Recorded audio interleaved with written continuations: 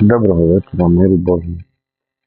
Зараз, під час війни, дуже багато людей страдають від депресії, від страху, у когось психічні розлади. І їм кажуть всі, йдіть в лікарню, йдіть до психолога, до психіатра. А чомусь за церкву ніхто не згадує. Але саме в церкві нам Господь може дати свободу від цього. Хоч багато людей думають, я не хочу бути в церкві, бути там рабом, служити, Богу, колезі, ще щось там інше видумують собі. Але насправді ці люди і є рабами сатани. Тому що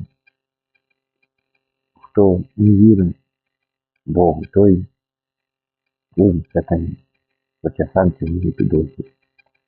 Саме в церкві ви можете стати вільними від усього, від всяких залежностей. Можете бути зцілені від хвороб, навіть таких страшних, як рак. Тому я запрошую вас приєднатися до нашої церкви, служити Господу і бути вільним.